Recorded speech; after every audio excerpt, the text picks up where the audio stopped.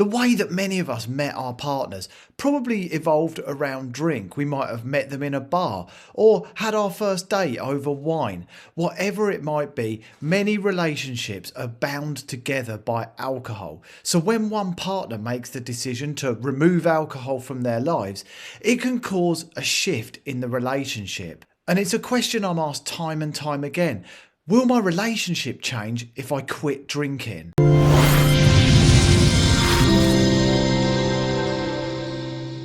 Now, the reality is, yes, your relationship will change if you quit drinking. The good news is, in most cases, relationships change for the better.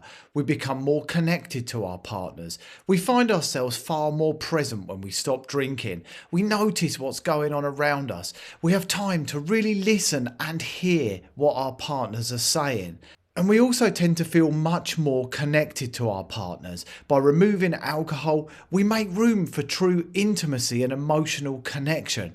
All of that is amazing and it's incredible, and I hear it time and time again from people. But in many cases, our partners don't quit at the same time that we choose to quit drinking. And this can lead to resentment and feelings of anger towards our partner. It can also be triggering if you've stopped drinking and your partner carries on drinking around the home. And I think this is probably the area that you need to watch out for the most. If you're lucky enough to have a partner who's super supportive, they can take or leave booze and they stop drinking at the same time as you, you're absolutely on a winner. Keep hold of them for life. They're amazing. Stick with them and know that they're just going to help you and support you through your sobriety. You're probably going to notice a change in the relationship, but it's only going to be for the better. But when your partner continues their old habits and you've made this incredible life change, things can be slightly different. And I want to give you a few tactics to help you navigate your way through that. And the first one is to ensure that you recognize that you can only control you. There's no point trying to ram your views down your partner's throat. Nobody likes being told what to do. But you have complete control over your own choices and your own decisions. Certainly in the first year of sobriety, just concentrate on what you're doing. Put your sobriety first, have your boundaries in place, your tactics, your tools, and all the techniques you've learned if you've done my online stop drinking program. Use those to look after number one. If you look after yourself, everything else will fall into place. Now, what I have noticed in the almost 4 years that I've been helping people stop drinking is that partners do notice. Not everybody says it. I often hear it that men in particular don't really say well done. They don't really mention their partner's sobriety. They don't really want to talk about it. And often this is because their partner's choice not to drink has made them feel uncomfortable. It's made them start questioning their own relationship with alcohol. It doesn't mean they're going to verbalize it. Everybody's different. Some people wear their hearts on their sleeves, like me, and other people just keep things inside until such time as they feel ready to talk about it. So cut your partner some slack, because they've probably got lots of questions going on inside, and they may well have already started to look closer at their own relationship with alcohol. And the best way of bringing this up and getting it into conversation is keeping the conversation on you. Now, that might sound slightly narcissistic. It's important to talk about your own choices, your own behavior, the changes that you've noticed in your own life, as opposed to talking about your partner's life, the choices they're making and their behavior. If you can become really, really vulnerable, and this is absolutely what happened in my own experience, I opened up, I shared how I was feeling. Some days I wasn't feeling great, other days I was feeling fantastic.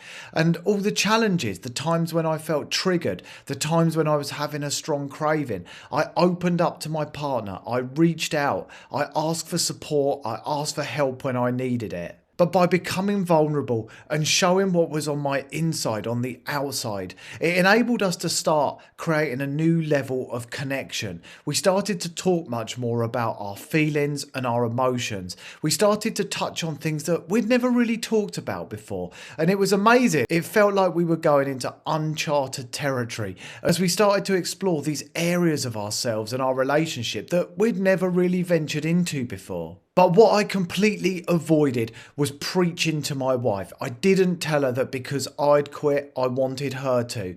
The only thing that I did do was I asked if it would be okay if she no longer drank red wine. Red wine was my go-to drink, and I felt that it would be really triggering to have that around me. And she was absolutely fine with that. These days, she's what I would describe as a mindful drinker. She barely drinks at all, but she definitely doesn't drink anything that would potentially trigger me.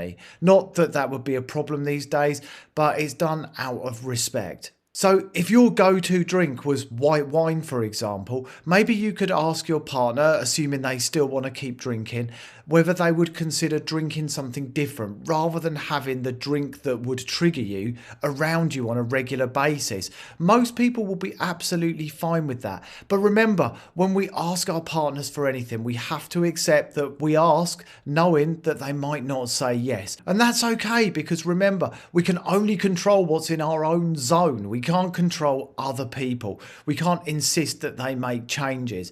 But you may find that some resentment comes up or feelings of anger. And initially, when that happened in my experience, I would find myself getting in a bad mood. I would project what was going on within me onto other people, particularly my partner.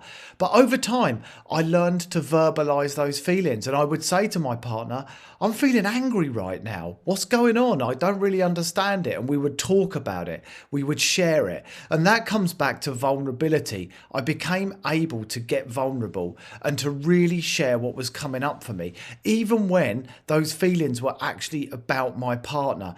And at first it felt hard. It felt scary to be able to do that and to be able to open up, especially when those feelings I often believed were about her.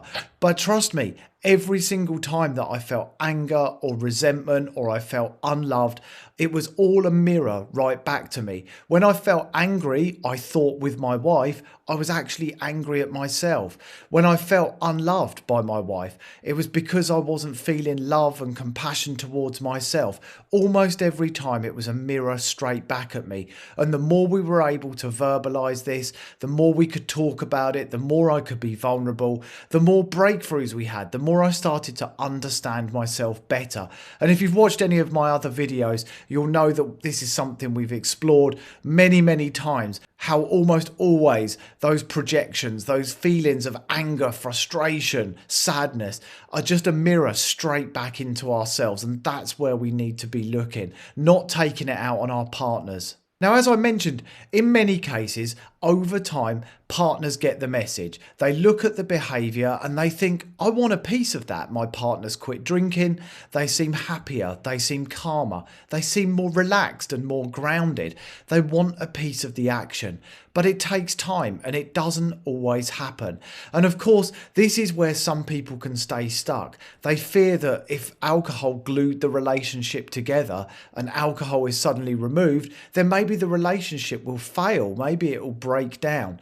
But the reality is that's extremely rare. And if only alcohol has been holding the relationship together, then you probably need some relationship counselling or to look closer at things anyway. It's far better to journal down what's going on in your own experience and then take that to a group or to people who really understand what's going on for you. If you're in one of my Facebook groups or my online community, you've got a ready-made group of people who are sharing the exact same experience as you. They're traveling the same journey. They get it. They understand it. Our partners haven't usually read all the sobriety books. They haven't done the learning. They're at a totally different point on the journey than we are. They may only just be realizing that alcohol can cause so much damage to our lives. They may not have even realized yet. They may have that yet to come. You're at a different point.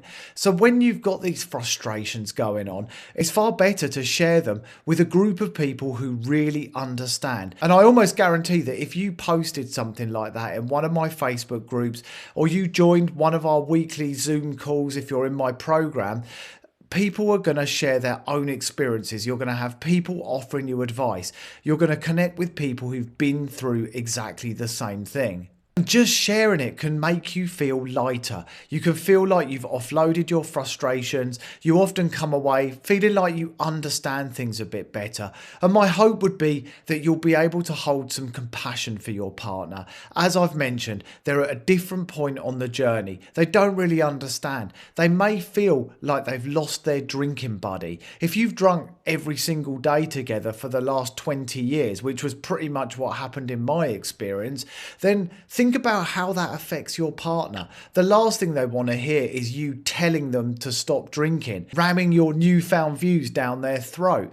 Imagine how you would have felt if, say, 5 years ago, your partner had quit drinking and then they started asking you or telling you to stop drinking. You would have resented it. Anger would have come up. You probably would have had an argument about it. Cut them some slack. Focus on number one. Yes, your relationship will change. I almost guarantee it will change for the better, but there's periods where you're going to have to navigate some uncomfortable feelings, and you're probably going to find that you'll ask yourself some challenging questions. And that's the beauty of sobriety. It frees up that mental capacity where you can start asking yourself questions about your life, deeper questions that alcohol has probably blocked you from ever looking at before.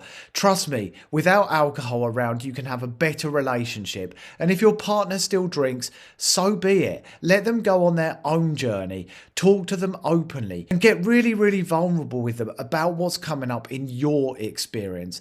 Now, right next to me is another video all about relationships and alcohol. I really recommend you give this one a watch. Just click it now and you can watch it straight away. And don't forget, subscribe to the channel, and I'll see you again on the next video very, very soon.